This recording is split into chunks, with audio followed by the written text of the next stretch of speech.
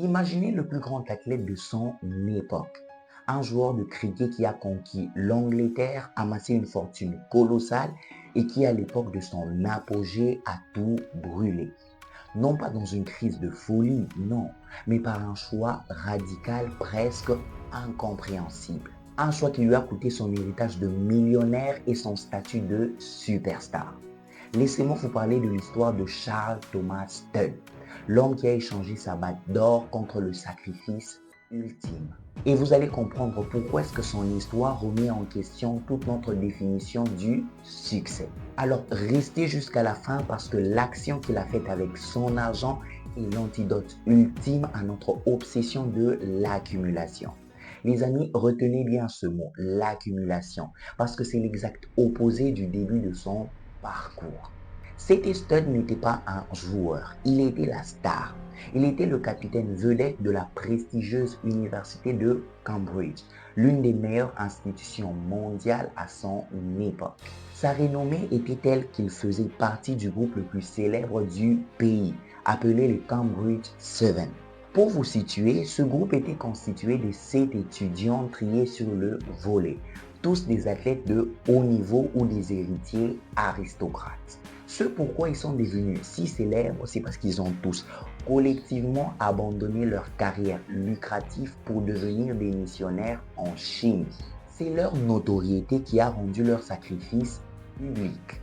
Studd était synonyme de gloire, de victoire, des dîners mondains. Il était au sommet de la pyramide sociale et sportive. Pourtant, malgré cette vie de rêve, une vérité a frappé Studd. Tout ce succès était vide. Il avait tout, mais il sentait qu'il n'avait rien.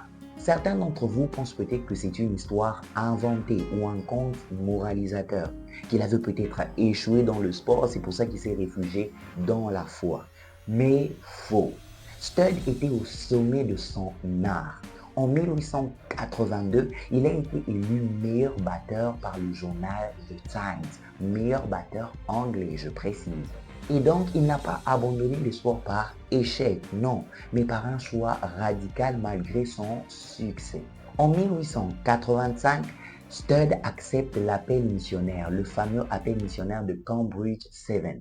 Ça a choqué la nation anglaise, évidemment. Mais le tremblement de terre, ce que Studd a fait, qui a choqué tout le monde, même ses proches, c'est ce qu'il a fait bien avant de partir en Chine. Et voici ce qui l'a motivé à le faire. Il a entendu une phrase de son père mourant qui dit « Seul le travail de Christ comptera ». Il a compris que son métier d'athlète était éphémère. Il voulait avoir un impact réel et éternel. Alors, en 1884, il hérite d'une fortune colossale après le décès de son père, l'équivalent de plusieurs millions de dollars. Au lieu d'investir, il donne la plus grande part à des œuvres de charité en moins de 48 heures. Il dit, si Jésus-Christ est Dieu et qu'il a donné sa vie pour moi, rien de ce que je pourrais lui donner ne peut être plus grand. Si cette histoire commence à te plaire, laisse un like maintenant.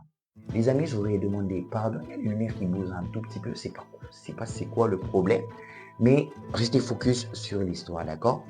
Alors, il y a aussi autre chose, c'est que je massacre énormément le nom de Studd. C'est pas trop, c'est un nom anglais. C'est pas trop s'il faut dire Studd ou Stud. Bref, bref.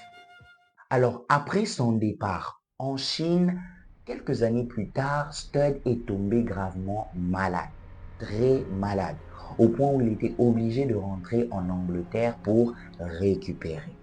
Mais imaginez l'humiliation. La star est de retour, sans argent, sans gloire et malade. Ses amis du cricket, les aristocrates et même la presse ne cessaient de lui dire « revenez au sport ». Vous avez peut-être perdu votre argent, mais votre talent est encore là. Ils estimaient en quelque sorte qu'il était puni par la maladie pour avoir abandonné ou gâché son talent. Mais Studd, lui, n'a pas abandonné. Les amis, voici l'idée que tout le monde accepte. C'est que l'objectif dans la vie, c'est de réussir et de laisser un héritage matériel ou financier à ses enfants. Mais Stud, lui, a fait absolument le contraire.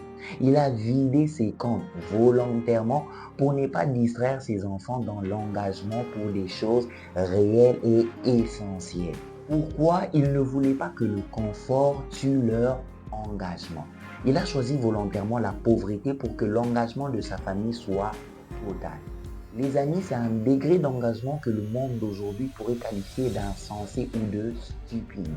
Mais pourtant, c'est cette folie qui a créé la WEC, une organisation missionnaire qui a touché et qui touche encore de nombreuses vies. Stud n'a peut-être pas laissé une fortune à ses enfants, mais il a laissé une œuvre qui est éternelle. Les amis, l'histoire de Stud est riche, hyper riche sur le désengagement financier. Alors, pour t'aider à répondre à la question si toi aussi tu es capable de renoncer à des grandes choses pour une œuvre éternelle, j'ai créé une checklist. C'est juste 3 questions que tu peux te poser pour savoir si toi aussi tu peux faire comme Stud. Clique, le lien est dans la description. Les amis, malgré l'opinion de la foule et de ses amis, Stud n'a pas abandonné. Il est allé en Afrique où il est décédé, plus précisément en République démocratique du Congo, où il a créé la fameuse organisation WEC.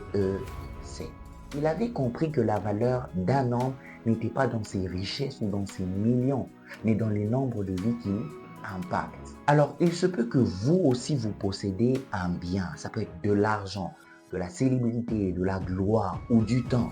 La question est celle de savoir si vous êtes capable de renoncer à tout ça pour une œuvre plus grande et éternelle.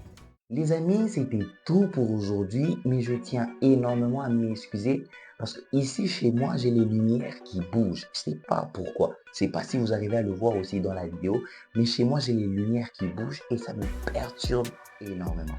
Je voudrais déjà m'excuser pour ça. Je vous dis à très bientôt. Ciao.